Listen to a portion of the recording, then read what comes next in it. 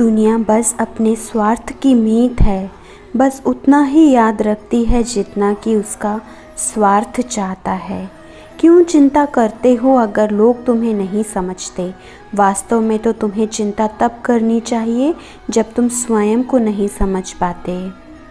हम जो भी काम करते हैं, फिर चाहे वो सही हो या गलत, उसका असर किसी न किसी तरह हमारी ज़िंदगी में पड़ता है।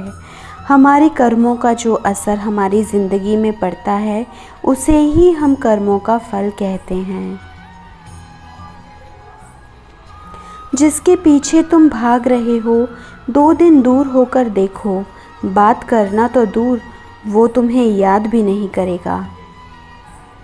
नादान इंसान की ज़िंदगी का आनंद लेता है, ज़्यादा होशियार तो हमेशा उलझा ही रहता है। हवा में सुनी सुनाई बातों पर कभी यकीन मत करो, क्योंकि कान के कच्चे लोग अक्सर अच्छे दोस्त खो देते हैं। आजकल लोग सच्चे इंसान की कम और झूठे इंसान की ज़्यादा कद्र करते हैं। गिरना भी अच्छा है और औकात का पता चलता है। बढ़ते हैं जब हाथ उठाने को, तब अपनों का पता चलता है। भरोसा अगर खुदा पर है तो जो लिखा है तकदीर में वही पाओगे, और अगर भरोसा खुद पर है तो खुदा वही लिखेगा जो आप चाहोगे।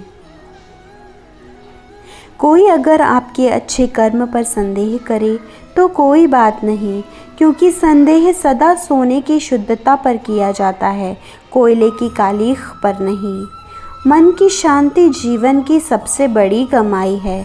सलाह, साथ और समय, यह बिना मांगे देने पर अक्सर लोग इनका मूल्य सस्ता ही समझ लेते हैं। जो व्यक्ति जितना अधिक शांत होता है, वो उतनी ही गहराई से अपनी बुद्धि का प्रयोग करता है। पतझड़ हुए बिना पेड़ों पर नए पत्ते नहीं आते। कठिनाई और संघर्ष सहे बिना अच्छे दिन नहीं आते। स्वयं को स्वयं ही खुश रखें, ये जिम्मेदारी किसी और को ना दें।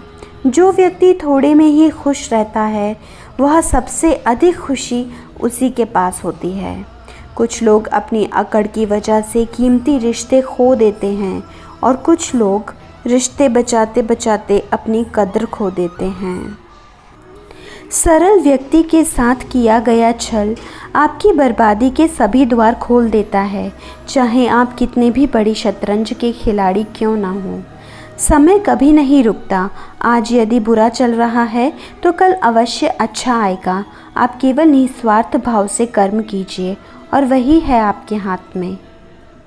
परेशानी आए तो ईमानदार रहें, धन आ जाए तो सरल रहें, अधिकार मिलने पर विनम्र रहें, और क्रोध आने पर शांत रहें। यही जीवन का प्रबंधन कहलाता है। किसी दूसरी कष्ट देकर हासिल किए गए सुख को उम्र बहुत कम मिलती है।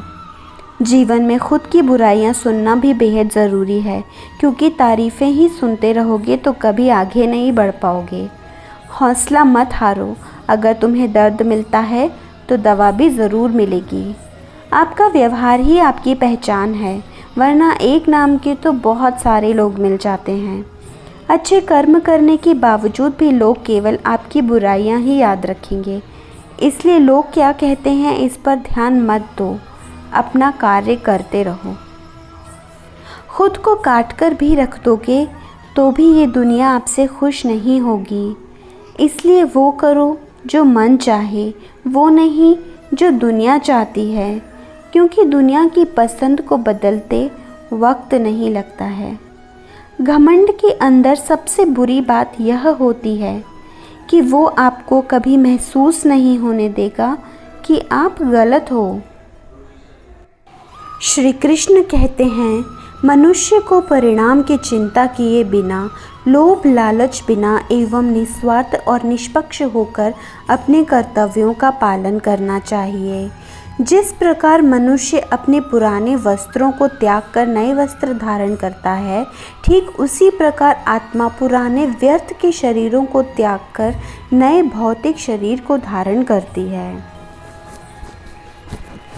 कौन क्या कर रहा है, कैसे कर रहा है और क्यों कर रहा है, इन सब से आप जितना दूर रहेंगे उतना ही आप खुश रहेंगे। मोह उसी का करो जिस पर आपका अधिकार है। जिस पर आपका अधिकार ही नहीं, उसका मोह भी नहीं करना चाहिए। अच्छे कर्म करने के बावजूद भी लोग केवल आपकी बुराइयां ही याद रखेंगे। इसलिए लोग क्या कहते हैं इस पर ध्यान मत दो, तुम अपना काम करते रहो।